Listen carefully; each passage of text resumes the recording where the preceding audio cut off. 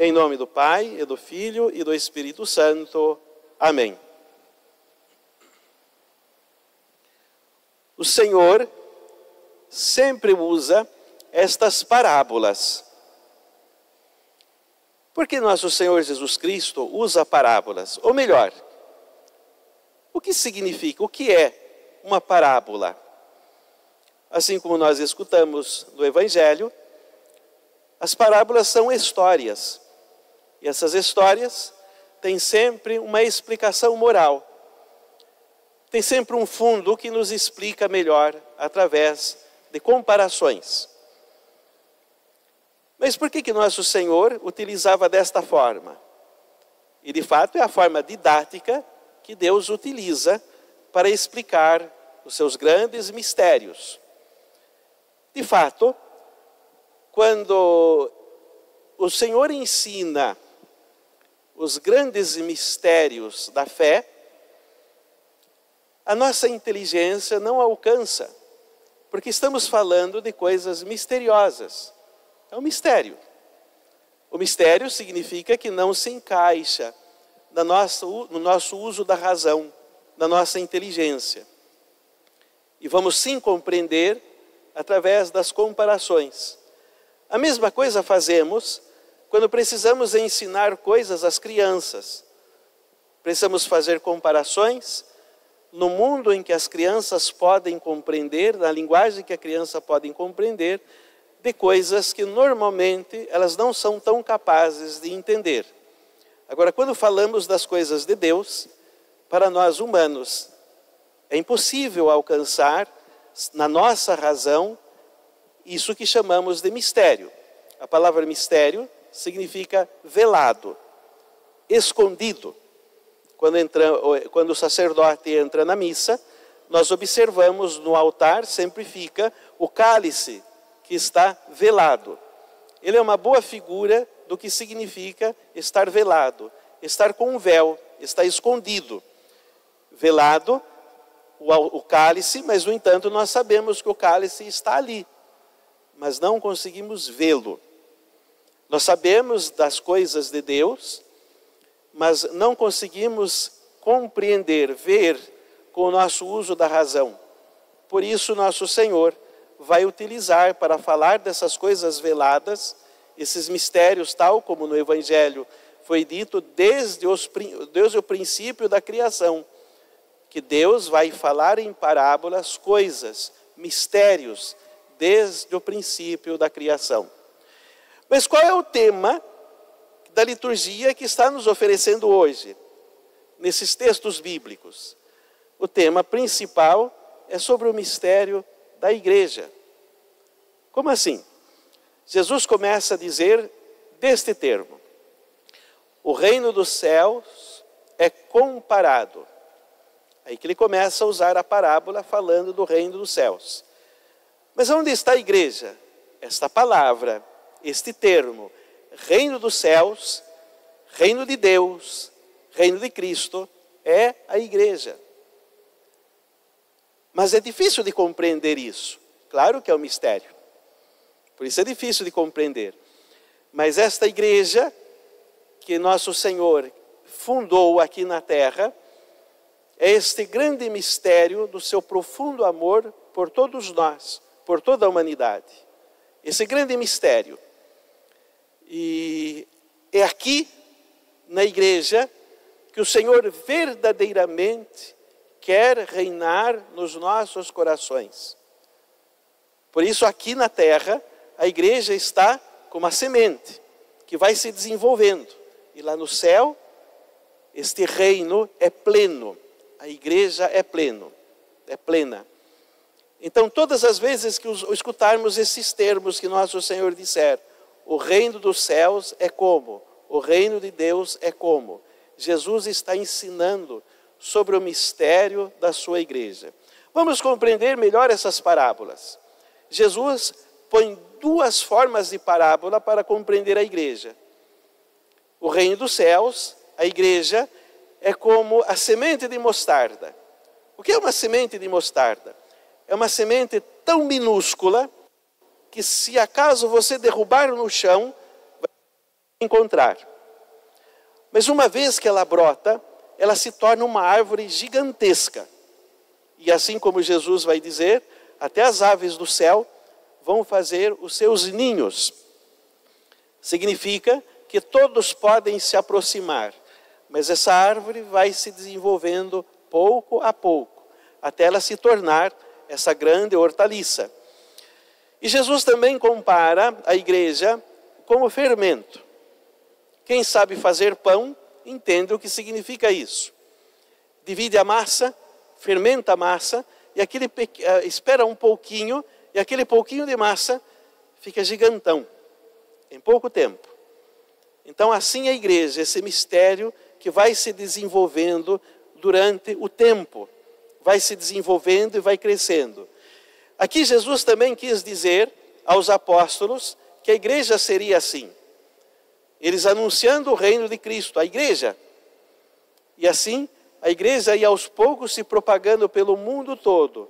Começou simplesmente com 12 homens. E assim a igreja, pouco a pouco, foi se propagando. Mas quando falamos da igreja, tem várias formas de compreendermos o que a igreja é.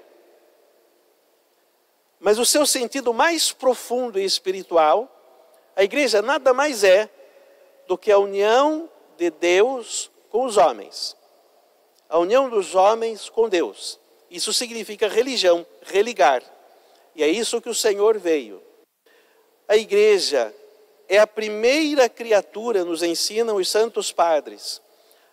A primeira criatura que Deus criou. Como assim? A igreja não veio só depois de Jesus? E como é que é a primeira criatura? Tudo o que Deus fez, todo o universo, Deus fez pensando na igreja, em estar em comunhão conosco. Todas as coisas existentes, quando Deus a fez, Deus pensou na sua igreja, para estar em plena comunhão conosco. Preparou tudo isso para a sua igreja. Que mistério grandioso é a igreja. Mas quando chegou, como diz São Paulo, na plenitude dos tempos, nosso Senhor Jesus Cristo, Deus mesmo, o Filho de Deus, o Verbo eterno, veio derramar o seu sangue e imediatamente fez esta amizade entre nós, humanos, e Deus. A igreja tem essa realidade divina em Jesus Cristo e humana, que somos todos nós. Mas, pois bem, este mistério de estarmos unidos a Deus, aqui está a igreja. Quando nós somos batizados, entramos na igreja. Fazemos parte desse reino dos céus, desse reino de Deus, do reino de Cristo. E a partir do batismo, vai acontecer algo extraordinário. Antes do batismo, éramos escravos do demônio, porque através de Adão, o pecado de Adão manchou a humanidade inteira e escravizou a humanidade inteira para o demônio. É o pecado original. Mas uma vez batizados, o pecado original desaparece. E nós pertencemos a Deus, deixamos de ser escravos do demônio e pertencemos a Deus. E o grande milagre que o Espírito Santo vai nos fazer o seu templo. Nós somos templos do Espírito Santo a partir do batismo. Que coisa, que realidade magnífica é a igreja. Sem a gente perceber este mistério, este milagre, mas portamos aquilo que o universo inteiro não suporta, está dentro de nós, que é o próprio Deus. E assim estamos em perfeita comunhão com Deus, a partir do batismo. Por isso que a nossa tradição é batizar desde criança. Não caiamos nessas tentações que os protestantes fazem. Veja que todos os que saem fora da igreja caem nas heresias e caem nas confusões mais complexas. Mas, no entanto, batizamos as crianças porque Jesus disse, batizai todos. Jesus nunca disse no Evangelho, batizem só os adultos. Ele não falou isso. Batizem todos. E as crianças, uma vez batizadas, entram nesse mistério do reino de Deus, se tornam templos do Espírito Santo, e esse mistério da igreja vai se desenvolvendo também em nós. Isso é importante compreendermos. Nós também vamos evoluindo e a igreja vai se edificando em cada um de nós. Assim como nós ouvimos na epístola, São Paulo fazendo todo o elogio àqueles cristãos que estavam completamente fervorosos. Receberam a palavra de nosso Senhor pela pregação, foram batizados, se tornaram templos do Espírito Santo e cresceram de forma gigantesca e deram muitos frutos. A igreja também vai se desenvolvendo no nosso coração. Quando nós vivemos o que a igreja é, e tudo aquilo que a igreja aqui na terra tem, que são especialmente os sacramentos são os frutos do sacrifício de Jesus na cruz. Quando vivemos a plenitude desses sacramentos, cumprindo a vida cristã, nós resplandecemos Deus. Por isso a grande importância de manter o estado de graça constante na nossa vida. Nunca devemos ficar contentes em cair no pecado mortal e deixar que isso faça como um ninho dentro do nosso coração, o pecado. Porque ele arranca de nós esta graça que recebemos no dia do batismo, o pecado mortal. Nos arranca o Espírito Santo. Mas que coisa horrível. E o pecado não representa o que a igreja é. Por isso, naquela heresia que é propagada nos tempos de hoje, que diz assim, a igreja é santa e pecadora. Isso é mentira. Não é possível. A igreja é santa na sua essência. Recorda o Concílio Vaticano II. Se ela é santa na sua essência, na sua cabeça, não pode ser pecadora. Porque o pecado não representa o que a igreja é. O pecado é inimizade com Deus. A igreja é a amizade com Deus. É o estado de graça. E quando nós somos a igreja verdadeira, e quando estamos no estado de graça, o que acontece conosco? Só por existirmos, derramamos infinitas graças sobre a humanidade, só por existir. Veja como nós pensamos da forma diferente do mundo. Mesmo que tivesse uma pessoa que não tivesse possibilidade de se mover, tivesse uma doença grave, estava lá, deitado numa cama, sem se mover, sem se mexer, aparentemente não presta para nada. Como é que o mundo pensa? Ah, melhor que morra. Nós não pensamos assim. É melhor que viva. Porque uma pessoa batizada é um canal de graças para o mundo. Se está no estado de santificação, se está no estado de graça, essa pessoa derrama muitas e muitas graças para a humanidade, porque é outro Cristo. E de mais pleno ainda, porque sofre como Cristo sofre. Por isso, a grande importância, durante o tempo na terra, que vivemos a igreja militante, quer dizer, a igreja que está lutando, labutando, batalhando contra o pecado, contra o mal.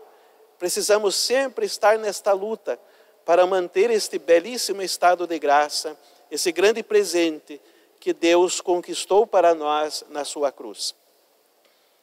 E assim, vivendo como verdadeiros cristãos aqui na terra, um dia teremos a plenitude do seu reino lá no céu, lá na eternidade.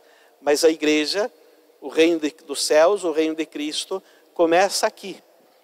E através da sua instituição, que é a igreja, vai dando-nos as capacidades, as possibilidades, os meios, como ouvíamos na catequese, através dos mandamentos da igreja, os meios necessários para que possamos manter este estado de graça, o verdadeiro significado da igreja.